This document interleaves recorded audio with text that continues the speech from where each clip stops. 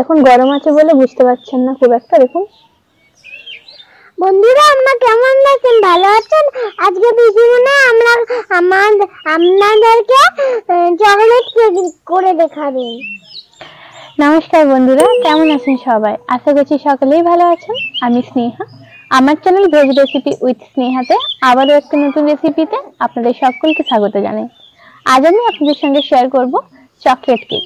এর আগে আমি একদিন আপনাদের সঙ্গে একটা ফ্রুট কেক শেয়ার করেছিলাম। তো চকলেট কেক তো বাচ্চা থেকে বড় সবাই খুব পছন্দ করে। তাহলে বন্ধুরা আপনারা প্লিজ পুরো ভিডিওটি স্কিপ না করে দেখতে থাকুন। চকলেট কেক তৈরি করার জন্য আমি কি কি উপকরণ নিয়েছি সেগুলো আপনাদেরকে একবার দেখিয়ে দেবো।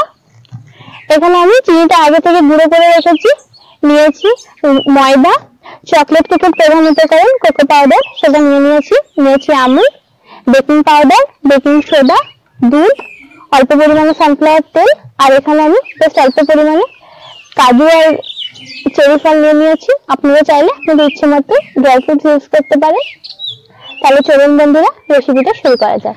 বন্ধুরা সবার প্রথমে আমি এখানে দিয়ে দেবো অল্প পরিমাণে সানফ্লাওয়ার তেল। দেখুন, এরপর এখানে আমি দিয়ে দেবো এই বাটির, দেখুন পুরো ভর্তি কিন্তু চিনি দিইনি, হাফের থেকে জাস্ট একটু বেশি চিনি আমি গুঁড়ো করে নিয়েছি, ওটা দিয়ে দেবো। এরপর তেলটা আর চিনি গুঁড়োটা ভালো করে মিশিয়ে নেব।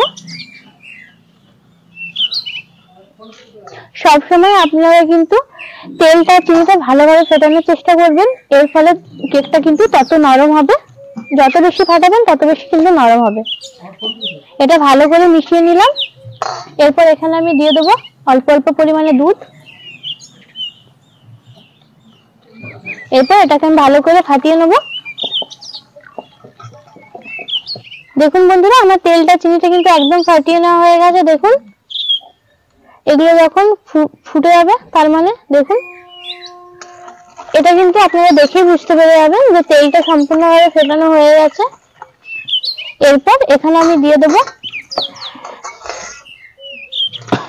দেব যতটা পরিমাণে আমি চিনি নিয়েছিলাম ঠিক ততটা পরিমাণে, তার থেকে জাস্ট একটু বেশি আমি ময়দা দিয়ে দেবো। ময়দাটা আমি দিয়ে দিয়েছি। এরপর এখানে আমি দিয়ে দেবো জাস্ট আপনারা আপনাদের ইচ্ছে মতো আমুলটা দেবেন। ওই বাটিরই ওই হাফ বাটির থেকে অল্প কম পরিমাণে আমি আমুল গুঁড়ো দিয়ে দিচ্ছি। এরপর এখানে আমি দিয়ে দেবো, আমি এখানে মেজারমেন্ট চামচের হাফ টিস্পুন এখানে আমি দিয়ে দিচ্ছি বেকিং সোডা।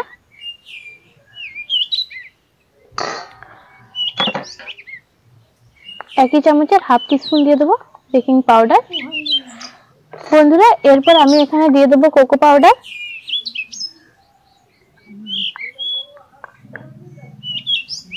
আমি কিন্তু ময়দা ওইগুলো আগে থেকে চেলে নিয়েছিলাম, আপনারা একটু চাইলে চেলেও নিতে পারেন, না চেলে নিলেও কোনো অসুবিধা হয় না যদিও। এরপর আমি এখানে অল্প অল্প দুধ দিয়ে ভালো করে মেখে নেব।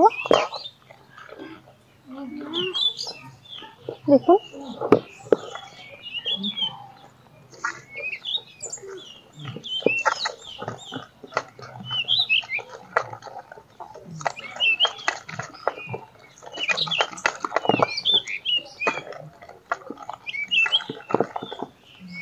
দেখুন এটা জাস্ট আরেকটু দুধ দিয়ে দেবো।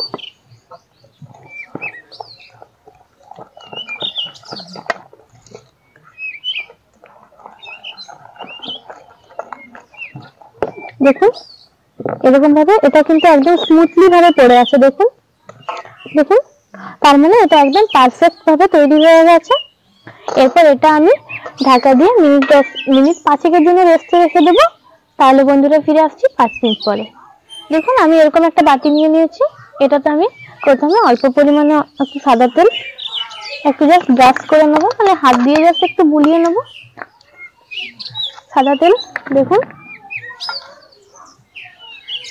এরপর এখানে আমি দিয়ে দেবো অল্প পরিমাণে ময়দার গুঁড়ো জাস্ট। এরপর এটা একটু ময়দাটা একটু বাটিটা চারিদিকে বুলিয়ে নেব। দেখুন এটা যতক্ষণে 10 মিনিট হয়ে গেছে দেখুন এরপর এই ব্যাটারটা আমি এখানে ঢেলে দেবো।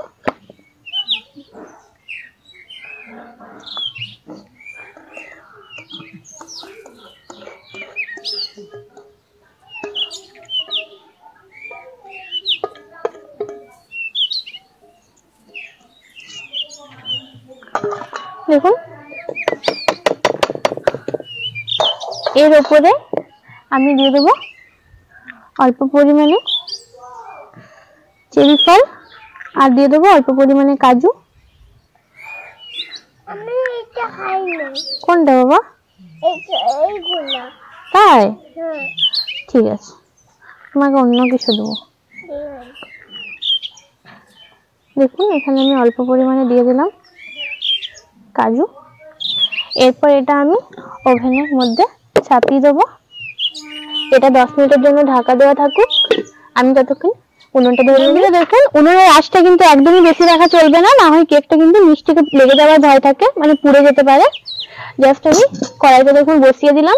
আমি অন্য সময় কিন্তু লবণ দিয়ে করি, কিন্তু আজকে আমি লবণ বা বালি কোনোটাই দেবো না, নর্মাল ভাবে বসিয়ে দেবো, কিন্তু এতেও খুব সুন্দর ভাবে দেখবেন হয়ে যাবে।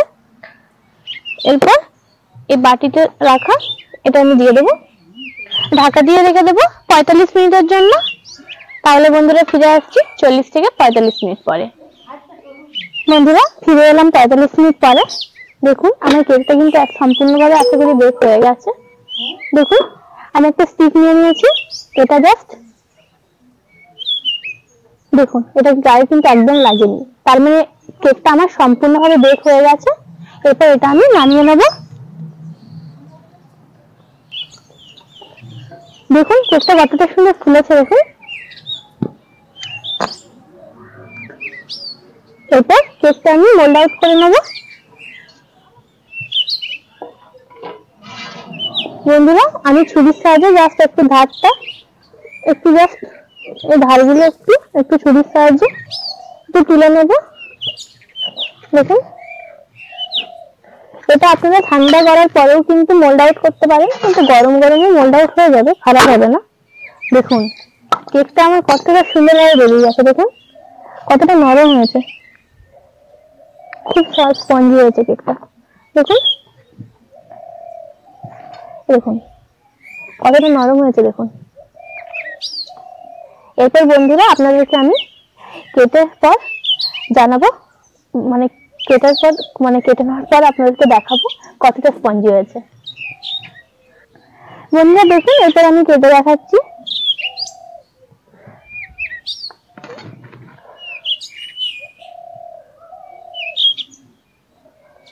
দেখুন দেখুন কতটা স্পঞ্জি হয়েছে দেখুন। এটা জাস্ট এখন গরম আছে বলে বুঝতে পারছেন না খুব একটা। দেখুন দেখুন খুব সুন্দরভাবে কেকটা কিন্তু বেক হয়ে গেছে। এরপর আপনাদেরকে টেস্ট করে জানানো হবে কেমন হয়েছে খেতে।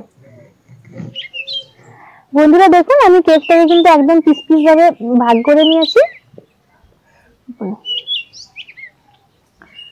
খাও, দারুণ হয়েছে, ভালো লাগছে।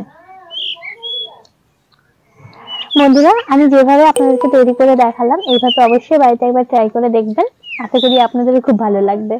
তাহলে বন্ধুরা আজকে এই পর্যন্তই, দেখা হচ্ছে পরবর্তী কোনো একটা রেসিপির সঙ্গে। ততক্ষণ পর্যন্ত ভালো থাকুন, সুস্থ থাকুন।